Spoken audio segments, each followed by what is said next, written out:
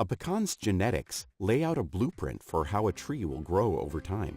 By understanding these instructions, we can make it easier to grow stronger pecan trees that require less maintenance, have greater yields, and produce the nuts we like. A pecan tree begins its life as a nut, which is actually a pecan seed that contains all of the genetic information a pecan tree will ever need.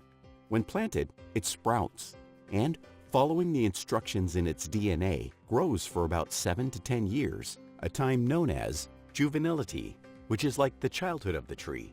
Then, one spring, it will start to produce pistillate flowers and staminate flowers, pollen, which will carry part of the tree's DNA. Pollen from nearby trees will be carried by the wind and fertilize the flowers, which will then produce pecan nuts.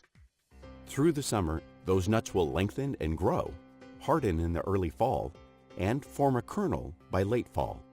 Later, the outer casing, known as a shuck, will split open, revealing the pecan nut. This nut will fall off and grow into its own tree, following the instructions in its DNA.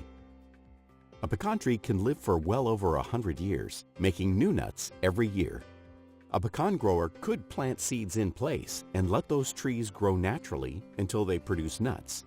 But as a shortcut, growers generally plant seeds, let them grow for only 2 years, then take a cutting from a mature tree and graft it to those roots.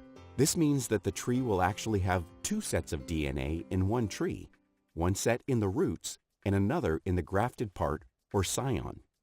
A grafted tree could produce nuts in 3 to 6 years instead of 10. Grafted trees, following the instructions in their DNA, tend to branch out in different directions with a weak structure. Pecan growers typically train these young trees by pruning lower branches so that one central support structure develops from which other branches can grow. This tree shape makes it easier to harvest nuts by shaking the tree with a mechanical harvester. New research in pecan genetics helps us understand the underlying mechanisms of pecan growth.